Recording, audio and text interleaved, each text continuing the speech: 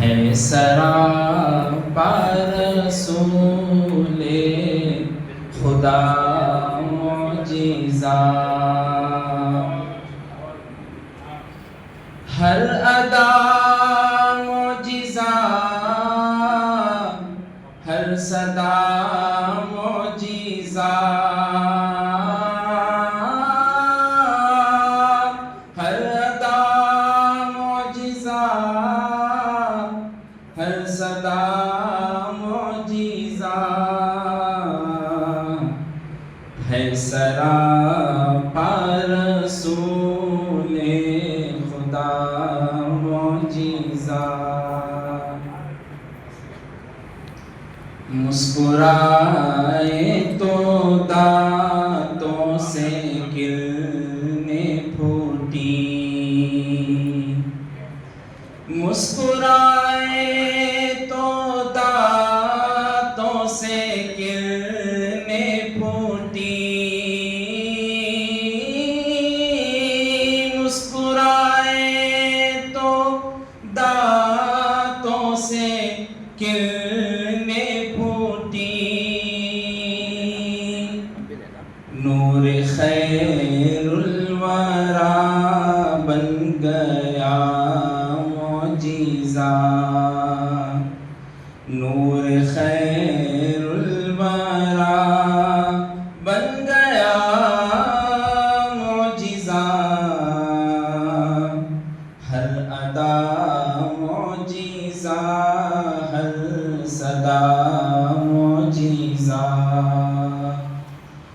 صورت مصطفیٰ سیرت مصطفیٰ، صورت مصطفیٰ سیرت مصطفیٰ، صورت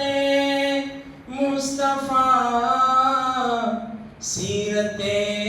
مصطفیٰ، معجزہ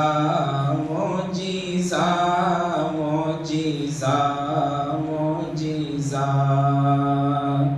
معجزہ معجزہ معجزہ معجزہ، نعت پاک رسول اور عاقل لکھے، نعت پاک رسول اور عاقل لکھے، نعت پاک رسول اور عاقل لکھے، یہ بھی ہے میرے سرکار کا معجزہ، یہ بھی ہے میرے سرکار کا معجزہ، ہر ادا معجزہ، ہر صدا معجزہ، معجزہ معجزہ معجزہ معجزہ۔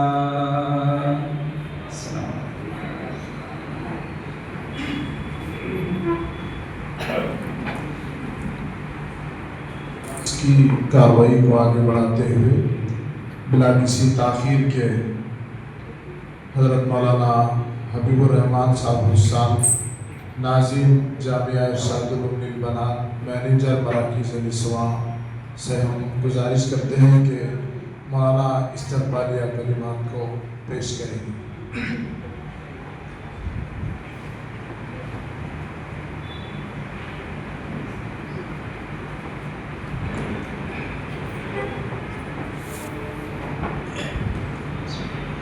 السلام علیکم ورحمۃ اللہ وبرکاتہ۔ وعلیکم السلام ورحمۃ اللہ۔ الحمدللہ رب العالمین والصلاة والسلام علی رسولہ الکریم، اما بعد۔ محترم مقام حضرت مولانا غیاث احمد شادی صاحب دامت برکاتہم العالیہ، صدر صفا بیت المال و صدر منبر محراب فاؤنڈیشن اور دیگر علماء کرام، منبر محراب فاؤنڈیشن کے ذمہ داران اور تمام آئے ہوئے مہمان، اللہ تعالیٰ کا بے انتہا کرم ہے کہ ہم کو آج ایک ایسے عنوان پر بولنے اور سننے کے لیے جمع فرمایا جو عنوان بظاہر خشک ہے،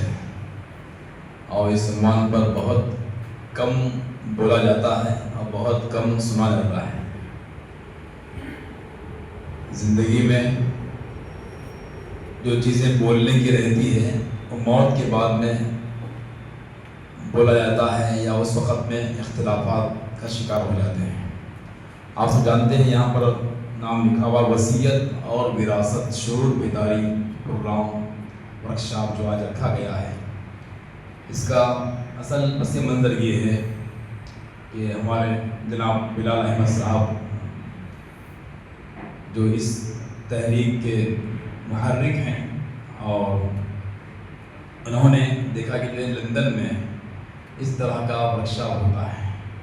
اور لوگوں کو جمع کر کے مسلمانوں کو شعور بیداری کی جاتی ہے وصیت کے تعلق سے اور میراث کے تعلق سے۔ وہ جب تشریف لائے یہاں تو 2-3 مرتبہ تذکرہ ہوا۔ ابھی حال ہی میں 15-20 دن پہلے حضرت صدر محترم کے پاس ہم لوگ حاضر ہوئے تھے، تو حضرت کے سامنے جب یہ بات رکھی گئی تو حضرت نے بھی اس کی ضرورت محسوس کرتے ہوئے فوراً آپ نے ایک مہم شروع کرنے کا آپ نے فیصلہ کیا، اور اسی وقت میں اس بات پر بیٹھے بیٹھے تحریک کیسے چلائی جائے مشورہ ہوا، اور اس کا فارم بنایا جائے، وصیت نامہ بنایا جائے، یہ بات طے ہوئی، اور ایک کتاب طے کا جو ہے پروگرام بنایا گیا۔ ہمارے مفتیان کرام میں موجود ہے مولانا مفتی مکرم محی الدین صاحب قاسمی، استاد افتاء دارالعلوم حیدرآباد، اور وہ مفتی شریعت ہیلپ لائن صفا بیت المال، اور مولانا مفتی مجاہد صاحب قاسمی استاد دارالعلوم رحمانیہ، وہ مفتی شریعت ہیلپ لائن صفا بیت المال، دونوں حضرات بھی وہاں تشریف فرما تھے، اور یہ حضرات سے گزارش کی گئی کہ جو اس عنوان پر 2 عنوان ہیں، وراثت اور وصیت، ان دونوں عناوین پر دونوں حضرات نے بہت کم وقت میں تفصیلی تحقیقی اور مستند مضمون تیار کیے ہیں، اور الحمدللہ اس وقت میں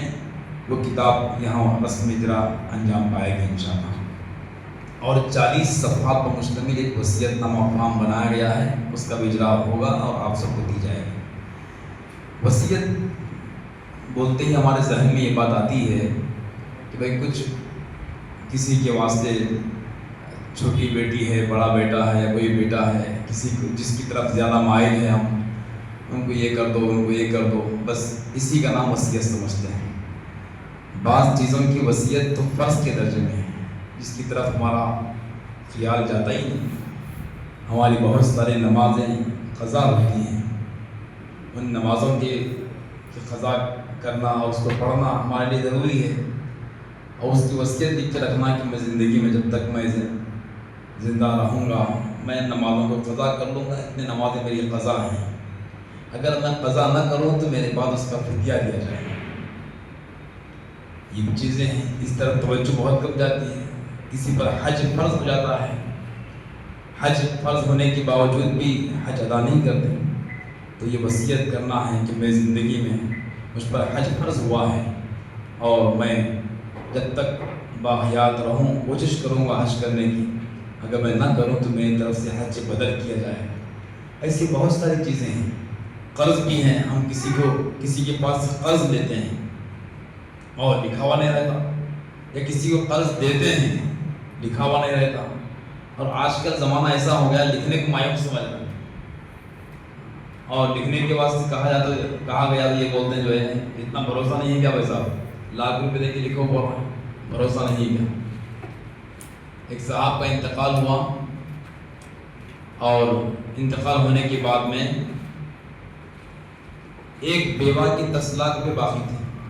ان کے پاس سے قرضہ لیے تھے، ایک بیوہ خاتون ان کی 10 لاکھ روپے، اور کوئی پیپر نہیں لکھا ہوا۔ اس کے بعد پھر اور ایک صاحب گھر پہ آ کے 4 دن بعد بولے کہ ہمارے پاس سے قرضہ لیے تھے، اتنے پیسے لیے تھے،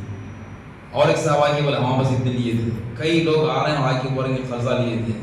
اور ان کے بیٹے اور ان کی بیوی پوچھ رہے ہیں بھائی کہاں ہے لکھا ہوا، کچھ بھی ثبوت نہیں ہے۔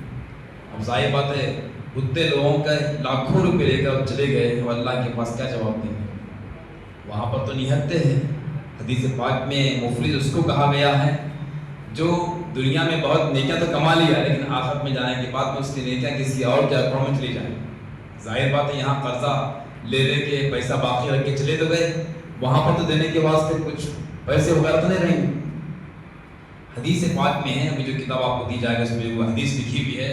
کہ اگر کوئی شخص گردن کٹا کر اللہ کے راستے میں شہید ہو جائے، خون ٹپکا دے، مگر